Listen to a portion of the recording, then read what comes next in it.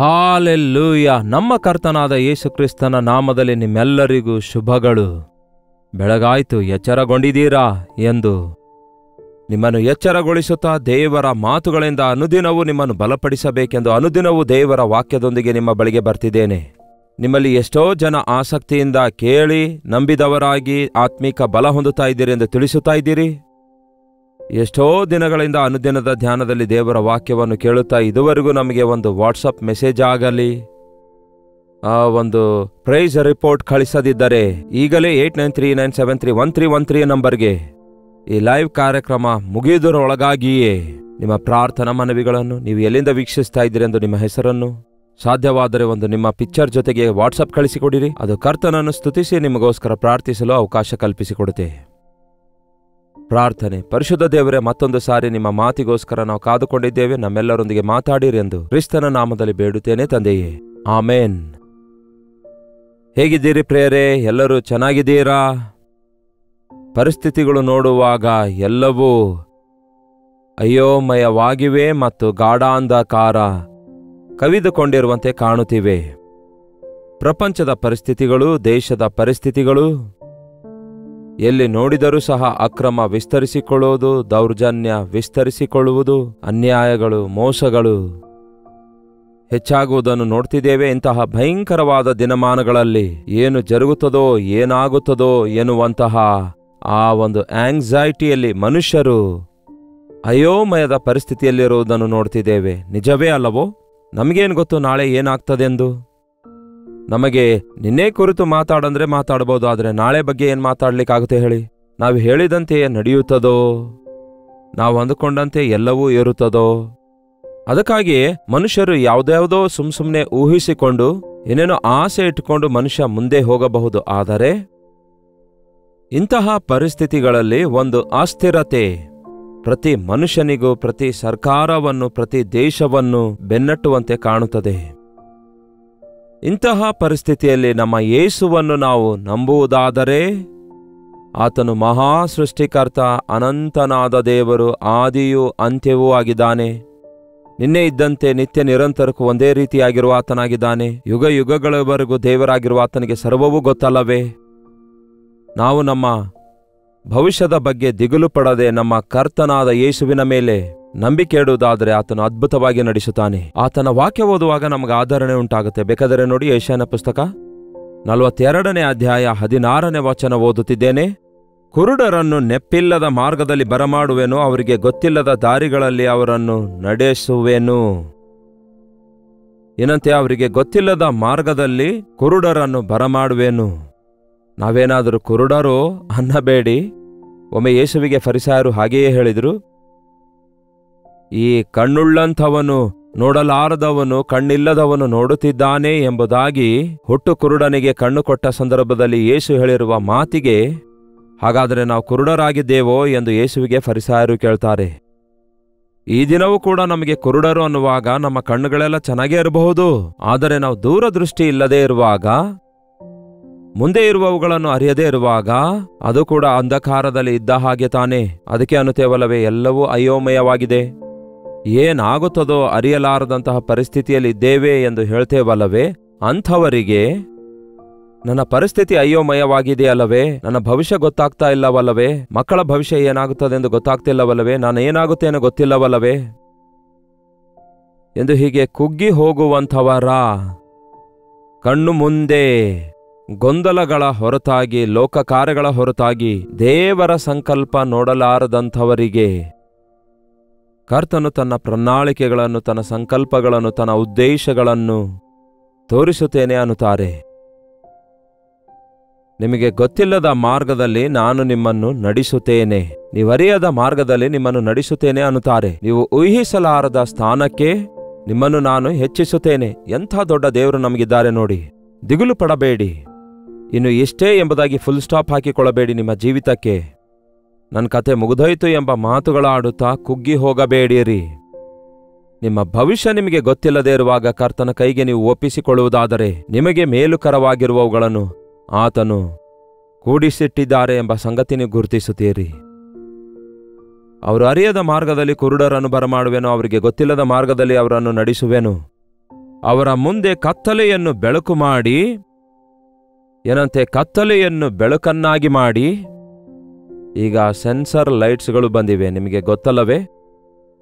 ನಮಗೆ ಸಾಧಾರಣವಾಗಿ ಕೆಲವೊಂದು ಸ್ಥಳಗಳಲ್ಲಿ ಸೆನ್ಸರ್ ಡೋರ್ಸ್ ಇರ್ತವೆ. ಈ ಪ್ಲಾಜಾಗಳಲ್ಲಿ, AC ಹಾಲ್ಸ್ಗಳಲ್ಲಿ ಅಲ್ಲಿ ಗಾಜಿನ ಬಾಗಿಲು ಮುಚ್ಚಿಕೊಂಡೇ ಇರುತ್ತೆ. ಅಯ್ಯೋ, ಒಳಗೆ ಹೇಗೆ ಹೋಗಬೇಕು ಎಂದು ಗೊತ್ತಿಲ್ಲದವರು ಅಂದ್ಕೊಳ್ಬೋದು. ಮೊದಲ ಸಾರಿ ಬಂದವರು ಈ ಬಾಗಿಲು ಹೇಗೆ ತೆರೆಯಬೇಕು, ಒಳಗೆ ಹೋಗಲು ದಾರಿಯಲ್ಲಿದೆ, ಆ ಗಾಜಿನ ಬಾಗಿಲು ಮುಂದೆ ಅಯೋಮಯ ಪರಿಸ್ಥಿತಿಯಲ್ಲಿ ನಿಂತ್ಕೊಂಡು ಆ ಗಾಜಿನ ಬಾಗಿಲಿನಿಂದ ಪ್ರವೇಶಿಸುವಾಗ ಏನ್ ಮಾಡಬೇಕೆಂದು ಗೊತ್ತಾಗಲಾರದ ಪರಿಸ್ಥಿತಿಯಲ್ಲಿರಬಹುದು. ಆದರೆ ನಿಮ್ಮಲ್ಲಿ ಕೆಲವರಿಗೆ ಅನುಭವ ಇರುತ್ತೆ. ನೀವು ಪಟ್ಟಣದಲ್ಲಿರುವುದಾದರೆ ನೀವು ಒಂದು ಹೆಜ್ಜೆ ಮುಂದೆ ಇಟ್ಟು ಬಾಗಿಲು ಹತ್ತಿರಕ್ಕೆ ಹೋದ ತಕ್ಷಣವೇ ಅದು ತನ್ನಷ್ಟಕ್ಕೆ ತಾನೇ ತೆರೆದುಕೊಳ್ಳುತ್ತೆ. ನಿಮಗೆ ಆಹ್ವಾನಿಸುವಂತೆ ಬಾಗಿಲು ತೆರೆಯುತ್ತೆ ಅಲ್ಲವೇ? ಅದೇ ದೇವರು ಮಾಡುವ ಕಾರ್ಯವಾಗಿದೆ. ಈ ಅಡೆತಡೆಗಳು ನನಗಿವೆ ಅಲ್ಲವೇ? ಈ ಆಟಂಕಗಳು ಇವೆ ಅಲ್ಲವೇ? ಯಾವ ಕಡೆ ಹೋಗಬೇಕೆಂಬ ಅಯೋಮಯ ಪರಿಸ್ಥಿತಿಯಲ್ಲಿದ್ದೇನಲ್ಲವೇ ಎಂಬ ಪರಿಸ್ಥಿತಿಯಲ್ಲಿ ನಾವಿರುವುದಾದರೆ, ಯೇಸುವಿನಲ್ಲಿ ನಾವು ನಂಬಿಕೆ ಇಟ್ಟರೆ, ಯೇಸುವನ್ನೇ ದೃಷ್ಟಿಸುತ್ತಾ ಮುಂದಕ್ಕೆ ಸಾಗುವುದಾದರೆ ಮುಚ್ಚಲ್ಪಟ್ಟ ಬಾಗಿಲುಗಳು ತೆರೆಯಲ್ಪಡ್ತವೆ. ನಾನು ಎಷ್ಟೇ ಪ್ರಯತ್ನ ಮಾಡಿದ್ರೂ ನನಗೆ ದೊರಕಲಿಲ್ಲ ಎಂದಿರುವುದನ್ನು ನಿಮಗೆ ದೊರಕುವಂತೆ ಮಾಡುತ್ತಾರೆ. ಮುಚ್ಚಲ್ಪಟ್ಟ ಗರ್ಭವನ್ನು ತೆರೆಯುವಾತನಾಗಿದ್ದಾರೆ. ನಮ್ಗೆ ಯಾವುದೂ ಆಶೀರ್ವಾದಕರವಾಗಿ ಆಗುತ್ತಾ ಇಲ್ಲ. ಎಷ್ಟೋ ಸಂಬಂಧ ಮಕ್ಕಳಿಗೆ ಬರ್ತಿವೆ, ಒಂದು ಸಂಬಂಧ ಸೆಟ್ ಆಗ್ತಿಲ್ಲ ಎಂಬ ತಂದೆ ತಾಯಿಗಳಿಗೆ ಇನ್ನು ಎಷ್ಟು ಜನ ನೋಡ್ಲು ಬಂದರೂ ಇದೇ ಸ್ಥಿತಿ ಇರುತ್ತೆ ಎಂಬುದಾಗಿ ಅಂದುಕೊಂಡ ಪರಿಸ್ಥಿತಿಯಲ್ಲಿ ಅದ್ಭುತವಾದ, ಹಿಂದೆ ಎಂದೂ ಕಾಣಲಾರದಂತಹ ಇಲ್ಲವೇ ಶ್ರೇಷ್ಠವಾದ ವಿವಾಹ ಸಂಬಂಧವನ್ನು ನಿಮಗೆ ಕೊಡುವುದಕ್ಕಾಗಿ ಆತನಲ್ಲಿ ನಂಬಿಕೆಯಿಟ್ಟರೆ ದೇವರು ಒದಗಿಸಲು ಇಚ್ಛಿಸುತ್ತಾರೆ. ಕೆಲವೊಂದು ಸಾರಿ ನಮ್ಮ ಅಪಜಯವನ್ನು ನೋಡಿ ನಾವು ಕುಗ್ಗಿ ಹೋಗುತ್ತಾ ಇರ್ತೇವೆ. ಆದರೆ ದೇವರು ನಮಗೆ ಅಪಜಯವನ್ನು ಅನುಮತಿಸಿರುವುದು ಎದಕ್ಕಾಗಿ ಗೊತ್ತಾ? ನಮಗೆ ಸಂಪೂರ್ಣ ಜಯವನ್ನು ಕೊಡುವುದಕ್ಕಾಗಿಯೇ. ಕೆಲವೊಂದು ನಮ್ಮಿಂದ ಮಿಸ್ ಆದವು ಅಂದುಕೊಳ್ತೇವೇನೋ, ಆದರೆ ಶ್ರೇಷ್ಠವಾದವುಗಳನ್ನು ದೇವರು ಕೊಡುವುದಕ್ಕಾಗಿಯೇ ಅವುಗಳನ್ನು ನಾವು ಕಳೆದುಕೊಳ್ಳುವಂತೆ ಕರ್ತನು ಮಾಡುತ್ತಾರೆ ಏನೋ. ನನಗಿದೇ ರೀತಿ ಅನಿಸುತ್ತೆ. ಯಾಕೆಂದರೆ ನನಗಿಷ್ಟು ಸಾಕು ಅಂದುಕೊಂಡಾಗ ಇದಕ್ಕಿಂತಲೂ ದೊಡ್ಡದನ್ನು ಕೊಡಲು ಬಯಸ್ತೇನೆ, ಇದು ಬೇಡ ಬಿಡು ಎಂದು ಪಕ್ಕಕ್ಕೆ ದೇವರು ತಳ್ಳಿ ಹಾಕುವುದು ಅದನ್ನು ಅನುಭವಿಸಿದ್ದೇನೆ. ಒಂದು ಸಂಬಂಧ ಬಂತು, ಎಲ್ಲವೂ ಚೆನ್ನಾಗಿದೆ ಅಂದ್ಕೊಂಡೆವು, ಲಾಸ್ಟ್ ಮಿನಿಟಲ್ಲಿ ಕ್ಯಾನ್ಸಲ್ ಆಯ್ತು ಎಂದು ಕೆಲವರು ಹೇಳ್ತಾರಲ್ಲವೇ? ಮೇ ಬಿ ಅದಕ್ಕಿಂತಲೂ ಒಳ್ಳೆ ಸಂಬಂಧ, ಒಳ್ಳೆ ಹುಡುಗ ಹುಡುಗಿ ನಿಮ್ಮ ಮಗನಿಗಾಗಲಿ ಮಗಳಿಗಾಗಲಿ ದೇವರು ಕೊಡಲು ಇಚ್ಛಿಸುತ್ತಾರೇನೋ. ಶ್ರೇಷ್ಠವಾದದನ್ನೇ ದೇವರು ಕೊಡಲು ಇಚ್ಛಿಸುತ್ತಿದ್ದಾರೇನೋ.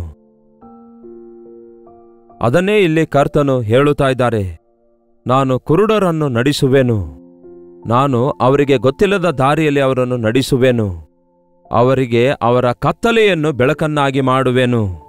ಯಾವ ರೀತಿಯಾಗಿ ಸೆನ್ಸಾರ್ ಡೋರ್ಸ್ ನಮಗಾಗಿ ತೆರೆಯುತ್ತವೋ, ಅದರ ಬಳಿಗೆ ಹೋದ ಕೂಡಲೇ ನಮಗಾಗಿ ಹೇಗೆ ತೆರೆಯುತ್ತವೋ, ಅದೇ ರೀತಿಯಾಗಿ ಈ ಸೆನ್ಸಾರ್ ಲೈಟ್ಸ್ಗಳಿರುತ್ತವೆ.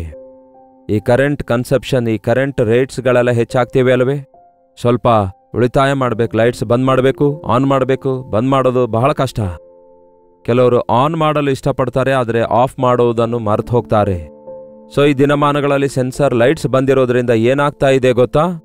ನಾವು ಒಂದು ಕೋಣೆಯೊಳಗೆ ಹೆಜ್ಜೆ ಇಟ್ಟ ತಕ್ಷಣವೇ ಅಲ್ಲಿ ನಡ್ಕೊಂಡು ಹೋಗುವಾಗ ಅಲ್ಲಿರುವ ಲೈಟ್ಸ್ಗಳೆಲ್ಲ ಬೆಳಗಲು ಶುರುವಾಗ್ತವೆ. ನಾವಲ್ಲಿಂದ ಹೊರಟು ಹೋದ ನಂತರ ಅಲ್ಲಿ ಯಾವ ಕದಲುವಿಕೆ ಇಲ್ಲದೇ ಇರುವಾಗ ಮತ್ತೊಮ್ಮೆ ಲೈಟ್ಸ್ ಆರಿ ಹೋಗ್ತವೆ. ಅದೇ ರೀತಿ ದೇವರು ಹೇಳ್ತಿದ್ದಾರೆ, ನಿಮ್ಮ ಸುತ್ತಲೂ ಇರುವ ಕತ್ತಲೆಯನ್ನು ನಾನು ಬೆಳಕನ್ನಾಗಿ ಮಾಡುತ್ತೇನೆ, ನಿಮ್ಮ ಡೊಂಕಾದ ದಾರಿಗಳನ್ನು ನಾನು ಸರಾಗ ಮಾಡುತ್ತೇನೆ. ಏನನ್ನುತ್ತಾರೆ? ಡೊಂಕಾದ ದಾರಿಗಳನ್ನು ಸರಾಗ ಮಾಡುತ್ತೇನೆ. ಬಹಳಷ್ಟು ಸಾರಿ ನಾವು ಡೊಂಕಾದ ಮಾರ್ಗದಲ್ಲಿ ನಡೆಯುತ್ತೇವೆ. ಬಾಗಿಲು ಮುಚ್ಚಿರೋದಾದರೆ ಪಕ್ಕ ದಾರಿಯಿಂದ ಗೋಡೆ ಹತ್ತಿ ಹೋಗೋಣ ಎಂಬುದಾಗಿ, ಕಿಟಕಿಯಿಂದ ಕೈ ಹಾಕಿ ಬಾಗಿಲು ತೆರೆಯೋಣ ಎಂಬುದಾಗಿ ಅನೇಕ ರೀತಿಯಲ್ಲಿ ಪ್ರಯತ್ನ ಮಾಡುತ್ತಾರಲ್ಲವೇ ಕೆಲವೊಂದು ಜನ. ಅದೆಲ್ಲ ಅಗತ್ಯವಿಲ್ಲ. ನೀವು ರಾಜ ಮಾರ್ಗದಲ್ಲಿ ನಡೆಯಬಹುದು ನೀವು, ಯಾಕೆಂದರೆ ಕರ್ತನ ಮಕ್ಕಳಾಗಿದ್ದೀರಿ. ಭಿಕ್ಷೆ ಬೇಡುವುದಾಗಲಿ ಅಡ್ಡ ದಾರಿಯಲ್ಲಿ ನಡೆಯುವುದಾಗಲಿ ನಿಮಗೆ ಬೇಡ. ನೀವು ಭಯಪಡುವ ಅವಶ್ಯಕತೆ ಇಲ್ಲ.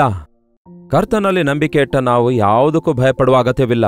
ಎಷ್ಟೇ ಅಡೆತಡೆಗಳು ಬಂದ್ರು, ಎಷ್ಟೇ ಆಟಂಕ ಬಂದ್ರು, ಎಷ್ಟೇ ಕತ್ತಲೆ ಅಯೋಮಯ ಪರಿಸ್ಥಿತಿ ಇದ್ರು, ನಂಬಿಕೆಯುಳ್ಳವರಾಗಿರೋದಾದ್ರೆ ಕರ್ತನು ಹೇಳ್ತಾನೆ, ಅವರಿಗೆ ಗೊತ್ತಿಲ್ಲದ ಮಾರ್ಗದಲ್ಲಿ ಅವರನ್ನು ನಾನು ನಡೆಸುತ್ತೇನೆ, ಅವರಿಗೆ ಗೊತ್ತಿಲ್ಲದ ದಾರಿಯಲ್ಲಿ ನಾನು ನಡೆಸುತ್ತೇನೆ, ಅವರ ಕತ್ತಲೆಯನ್ನು ಬೆಳಕನ್ನಾಗಿ ಮಾಡಿ ಅವರ ಡೊಂಕಾದ ದಾರಿಗಳೆಲ್ಲವನ್ನು ಸರಾಗ ಮಾಡುವೆನು. ನಾನು ಅವರ ಕೈ ಬಿಡಲಾರದೆ ಈ ಸಹಾಯ ಅವರಿಗೆ ಮಾಡುವೆನು. ಒಂದು ಸಾರಿ ಅಲ್ಲ, ಒಂದು ದಿನವಲ್ಲ, ಸ್ವಲ್ಪ ಹೊತ್ತಷ್ಟೇ ಅಲ್ಲ, ನಿಮ್ಮ ಜೀವಮಾನದಲ್ಲೆಲ್ಲ ನಿಮ್ಮ ಕೈ ಬಿಡಲಾರದೆ ನಿಮ್ಮನ್ನು ಬಿಟ್ಟು ಬಿಡಲಾರದಂತೆ ನೀವು ಎಲ್ಲಿಗೆ ಹೋಗುತ್ತೀರೋ ಅಲ್ಲಿ. ದಾವೀದನು ಎಲ್ಲಿಗೆ ಹೋದರೂ ಸಹ ದೇವರು ಅವನ ಸಂಗಡ ಇದ್ದರು ಎಂಬುದಾಗಿ ಬೈಬಲ್ನಲ್ಲಿದೆ ಪ್ರಿಯರೇ. ನಿನ್ನ ಕೃಪಾಕ್ಷೇಮಗಳು ನನ್ನನ್ನು ಹಿಂಬಾಲಿಸಲಿ ಅನ್ನುತ್ತಾನೆ ದಾವೀದನು. ನನ್ನ ಜೀವಮಾನದಲ್ಲೆಲ್ಲವೂ ನಾನು ಎಲ್ಲಿಗೆ ಹೋದರೂ ಸಹ ಅಲ್ಲಿ ನಿಮ್ಮ ಕೃಪೆ, ನಿಮ್ಮ ಕ್ಷೇಮ. 2 ಏಂಜಲ್ಸ್ಗಳ ಹಾಗೆ, 2 ಬಾಡಿಗಾರ್ಡ್ಸ್ಗಳ ಹಾಗೆ ಕ್ಷೇಮದಲ್ಲಿ ನಾನು ಇರುವ ಹಾಗೆ, ಯಾವ ಕೇಡಿನಲ್ಲಿ ಬೀಳದಂತೆ ದೇವರೇ ನಿಮ್ಮ ಪ್ರೀತಿಯನ್ನು, ನಿಮ್ಮ ಕ್ಷಮಾಪಣೆಯನ್ನು, ನಿಮ್ಮ ದಯೆಯನ್ನು ಹೊಂದಿಕೊಂಡು ಆದರಣೆಯಲ್ಲಿ ಮುಂದೆ ಸಾಗುವಂತೆ ನನ್ನ ಕರ್ತನು ನನ್ನೊಂದಿಗಿದ್ದಾನೆ ಅನ್ನುತ್ತಾನೆ. ನಿಮಗೂ ಅಂಥ ನಂಬಿಕೆ ಇದೆಯಾ? ಪ್ರಪಂಚದ ಮೇಲೆಲ್ಲ ದೇವರ ಉಗ್ರತೆ ಬಂದರೂ ಸಹ ದೇವರನ್ನು ಅರಿತವರಾದ ನೀವು ಆತನ ರಕ್ತದಲ್ಲಿ ತೊಳೆಯಲ್ಪಟ್ಟವರಾಗಿರೋದಾದರೆ ಆ ದಿನ ಕರ್ತನು ತಾನು ಬರುವ ದಿನದಲ್ಲಿ ನಿಮ್ಮನ್ನು ಮರೆಯನು ಅನ್ನುತ್ತಾರೆ. ಈ ಫಿಲಿಡೆಲ್ಫಿಯಾ ಸಭೆಗೆ ಕರ್ತನು ಏನು ಹೇಳಿದ್ದಾರೆಂದು ಪ್ರಕಟಣೆಯಲ್ಲಿ ನೋಡುತ್ತೇವೆ. ಪ್ರಕಟಣೆ ಪುಸ್ತಕ 3ನೇ ಅಧ್ಯಾಯ 10ನೇ ವಚನ ನೋಡಿ. ನೀನು ನನ್ನ ಸಹನ ವಾಕ್ಯವನ್ನು ಕಾಪಾಡಿಕೊಂಡದ್ದರಿಂದ ಭೂನಿವಾಸಿಗಳನ್ನು ಪರೀಕ್ಷಿಸುವುದಕ್ಕಾಗಿ ಲೋಕದ ಮೇಲೆಲ್ಲ ಬರುವುದಕ್ಕಿರುವ ಶೋಧನೆಯ ಸಮಯದಲ್ಲಿ ನಾನು ನಿನ್ನನ್ನು ತಪ್ಪಿಸಿ ಕಾಪಾಡುವೆನು. ನೀನು ನನ್ನ ಸಹನ ವಾಕ್ಯವನ್ನು ಕೈಕೊಂಡಿದ್ದಿ, ನನ್ನ ವಾಕ್ಯವನ್ನು ಕೈಕೊಂಡಿದ್ದಿ, ನನ್ನನ್ನು ನಂಬಿದಿ. ನನ್ನ ಮಾತನ್ನು ನಂಬಿರುವುದರಿಂದ ಭೂನಿವಾಸಿಗಳನ್ನು ಶೋಧಿಸುವುದಕ್ಕಾಗಿ ಲೋಕದ ಮೇಲೆಲ್ಲ ಬರಲಿಕ್ಕಿರುವ ಶೋಧನೆಯ ಸಮಯದಲ್ಲಿ ನಾನು ನಿನ್ನನ್ನು ಕಾಪಾಡುತ್ತೇನೆ ಅನ್ನುತ್ತಾರೆ. ಲೋಕವೆಲ್ಲ ನಾಶಗೊಳ್ಳಲು ಸಿದ್ಧವಾಗುತ್ತಿವೆ. ಪಂಚಭೂತಗಳೆಲ್ಲ ಮಹಾವಿಕೋಪದಿಂದ ಲಯವಾಗುವ ಸಮಯದಲ್ಲಿ ಗೊಂದಲವನ್ನು, ಗಲಿಬಿಲಿಯನ್ನು ಈ ದಿನ ನಾವು ನೋಡ್ತಿದ್ದೇವಲ್ಲವೇ? ಪ್ರಕೃತಿ ವಿಕೋಪಗಳನ್ನು ಅಂತ್ಯ ದಿನಗಳಲ್ಲಿ ಉಂಟಾಗ್ತವೆ ಎನ್ನುವಂಥದ್ದು ಬೈಬಲ್ನಲ್ಲಿ ನೆರವೇರುವ ವಿಷಯಗಳು. ಅವು ಕರ್ತನ ಬರೋಣದ ಸೂಚನೆಯಾಗಿವೆ ಎಂದು ಗುರುತಿಸುವುದಾದರೆ, ಅನಂತರ ಪ್ರಪಂಚವನ್ನೆಲ್ಲ ಒಬ್ಬನೇ ಆಳಲಿಕ್ಕಿದ್ದಾನೆ, ಅವನೇ ಕ್ರಿಸ್ತ ವಿರೋಧಿ, ಅವನು ಅವತರಿಸಲಿಕ್ಕಿದ್ದಾನೆ. ಈಗಾಗಲೇ ಅವನ ಎಲ್ಲಾ ಸಿದ್ಧತೆ ಉಂಟಾಗಿ ಅದಕ್ಕಾಗಿ ಈಗ ಕಾಲ ಬಂದಿದೆ ಎಂಬುದಾಗಿ ಈ ಎಲ್ಲಾ ವಿಷಯ ನಾವು ಕೇಳುವಾಗ ನಮಗೆ ಭಯವೆನಿಸಬಹುದು, ಬಾಧೆ ಉಂಟಾಗಬಹುದು, ಇಲ್ಲವೇ ಗಾಬರಿ ಉಂಟಾಗಬಹುದು. ಅಂತಹ ಪರಿಸ್ಥಿತಿಯಲ್ಲಿಯೂ ಕೂಡ ನೀವು ನನ್ನ ಮಾತನ್ನು ಕೇಳುವುದಾದರೆ, ನನ್ನ ವಾಕ್ಯವನ್ನು ಕೈಕೊಳ್ಳುವುದಾದರೆ, ನನ್ನಲ್ಲಿ ನಂಬಿಕೆ ಇಡುವುದಾದರೆ, ಭೂನಿವಾಸಿಗಳೆಲ್ಲರ ಮೇಲೆ ಬರಲಿಕ್ಕಿರುವಂತಹ ಶೋಧನೆಯ ಸಮಯದಲ್ಲಿಯೂ ನಾನು ಸರಿಯಾದ ಮಾರ್ಗದಲ್ಲಿ ನಿಮ್ಮನ್ನು ನಡೆಸುತ್ತೇನೆ ಅನ್ನುತ್ತಾರೆ. ನೀವು ಭಯಪಡುವ ಅಗತ್ಯವಿಲ್ಲದೆ, ಓಡಿ ಹೋಗುವ ಅಗತ್ಯವಿಲ್ಲದೆ ನಾನು ನಿಮ್ಮನ್ನು ಜೊತೆಯಾಗಿದ್ದು ನಡೆಸುತ್ತೇನೆ ಅನ್ನುತ್ತಾರೆ ದೇವರು. ನಾನು ಅವರಿಗೆ ಕೈ ಬಿಡದೆ ಈ ಕಾರ್ಯ ಮಾಡುವೇನೋ ಅನ್ನುತ್ತಾರೆ. ಎಂಥ ದೊಡ್ಡ ದೇವರು ನಮಗಿದ್ದಾರೆ ನೋಡಿ. ಮತ್ತೊಮ್ಮೆ ಯೆಶಾಯನ ಪುಸ್ತಕಕ್ಕೆ ತಿರುಗಿಸಿ 40ನೇ ಅಧ್ಯಾಯ 3ನೇ ವಚನ ಏನು ಹೇಳುತ್ತೆ ನೋಡಿ. ಇಗೋ, ಒಂದು ವಾಣಿ, ಅರಣ್ಯದಲ್ಲಿ ಯೆಹೋವನ ದಾರಿಯನ್ನು ಸರಿಪಡಿಸಿರಿ, ಅಡವಿಯಲ್ಲಿ ನಮ್ಮ ದೇವರಿಗೆ ರಾಜಮಾರ್ಗವನ್ನು ನೆಟ್ಟಗೆ ಮಾಡಿರಿ. ಏನಂತೆ? ಅರಣ್ಯದಲ್ಲಿ ಯೆಹೋವನ ದಾರಿಯನ್ನು ಸರಿಪಡಿಸಿ, ಅಡವಿಯಲ್ಲಿ ನಮ್ಮ ದೇವರಿಗೆ ರಾಜಮಾರ್ಗವನ್ನು ನೆಟ್ಟಗೆ ಮಾಡಿರಿ. ಏನಂತೆ? ಅಡವಿಯಲ್ಲಿ ದೇವರಿಗೆ ರಾಜಮಾರ್ಗವನ್ನು ನೆಟ್ಟಗೆ ಮಾಡಿರಿ. ಪ್ರತಿ ಹಳ್ಳ ಕೊಳ್ಳಗಳು ಮುಚ್ಚಲ್ಪಡುವವು, ಪ್ರತಿ ಬೆಡ್ಡ ಗುಡ್ಡಗಳು ತಗ್ಗಿಸಲ್ಪಡುವವು.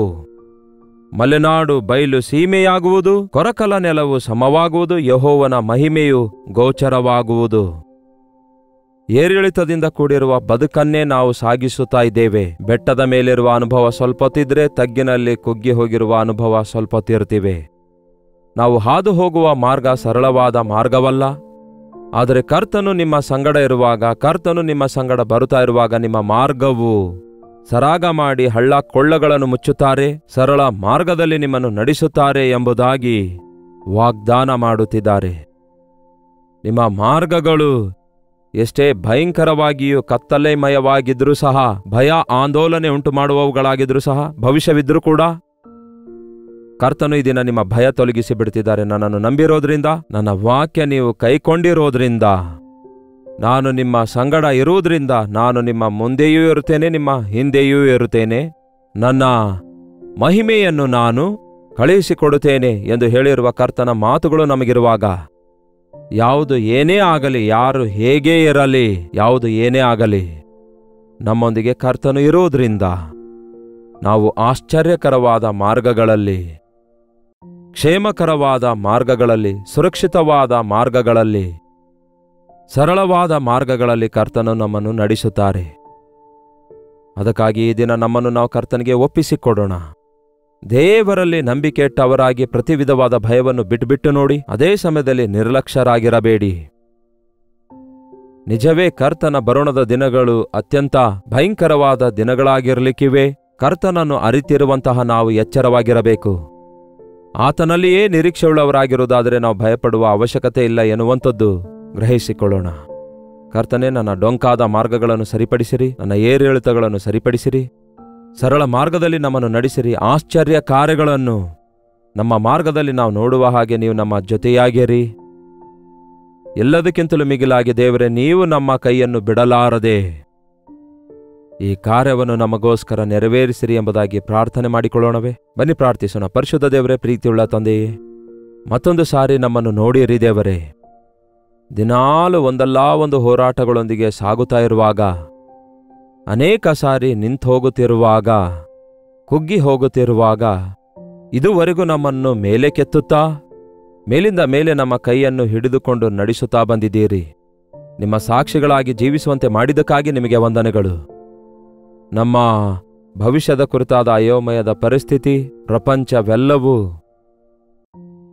ಗೊಂದಲಗಳಿಂದ ತುಂಬಿಕೊಂಡಿರುವಾಗ, ಯುದ್ಧಗಳ ವಾತಾವರಣ, ಪ್ರಪಂಚದ ನಾಶನಕ್ಕೆ ಸಿದ್ಧವಾಗುತ್ತಾ ಒಬ್ಬರನ್ನೊಬ್ಬರನ್ನು ಸಾಯಿಸಿಕೊಳ್ಳುತ್ತಾ ಕೊಂದುಹಾಕುವಂತಹ ಈ ಭಯಂಕರವಾದ ದಿನಮಾನಗಳಲ್ಲಿ ಭೂಕಂಪಗಳು, ಪ್ರಕೃತಿ ವಿಕೋಪಗಳು, ಕೊರತೆ ಬರಗಾಲಗಳು,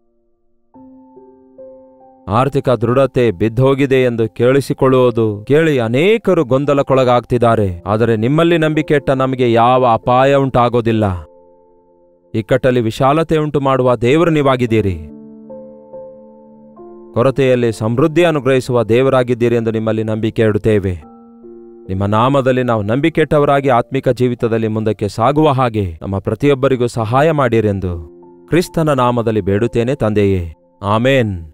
ತಂದೆಯಾದ ದೇವರ ಪ್ರೀತಿಯು, ಮಗನಾಗಿರುವ ಕ್ರಿಸ್ತನ ಕೃಪೆಯೂ, ಆದರಣೆಕರ್ತನಾದ ಪವಿತ್ರಾತ್ಮನ ಸಹವಾಸವು ಕೂಡಿ ಬಂದಿರುವ ನಮ್ಮೆಲ್ಲರ ಸಂಗಡ ಇಂದಿಗೂ ಸದಾಕಾಲಕ್ಕೂ ನೆಲೆಯಾಗಿರಲಿ. ಆಮೇನ್. ದೇವರಿಗೆ ಸ್ತೋತ್ರ. ನಿಮ್ಮ ಪ್ರಾರ್ಥನಾ ಮನವಿ 8939731313 ನಂಬರಿಗೆ ಒಂದು ಟೆಕ್ಸ್ಟ್ ಇಲ್ಲವೇ ವಾಯ್ಸ್ ಮೆಸೇಜ್ ಮೂಲಕ ಕಳಿಸಿಕೊಡಿರಿ. ನಿಮಗಾಗಿ ಪ್ರಾರ್ಥಿಸುತ್ತಿದ್ದೇವೆ. ದೇವರು ನಿಮ್ಮೆಲ್ಲರಿಗೆ ತಪ್ಪದೆ ಸಹಾಯ ಮಾಡ್ತಾರೆ. ನೀವು ಕೂಡ ಪ್ರಾರ್ಥಿಸಿರಿ. ಒಂದು ವೇಳೆ ನೀವು ಹೊರದೇಶದಿಂದ ಈ ಕಾರ್ಯಕ್ರಮ ವೀಕ್ಷಿಸುವುದಾದರೆ ಇದೇ ನಂಬರಿಗೆ ನಿಮ್ಮ ವಾಟ್ಸಪ್ ಮೆಸೇಜ್ಗಳನ್ನು ಕೂಡ ಕಳಿಸಿಕೊಡಿರಿ. ಕರ್ತನ ಚಿತ್ತವಿರುವುದಾದರೆ ಮತ್ತೆ ನಾಳೆ ಇದೇ ಅನುದಿನದ ಧ್ಯಾನದಲ್ಲಿ ಭೇಟಿಯಾಗೋಣ. ಅಲ್ಲಿವರೆಗೂ ದೇವರ ಮಹಾಕೃಪೆ ನಿಮ್ಮೆಲ್ಲರೊಂದಿಗಿರಲಿ.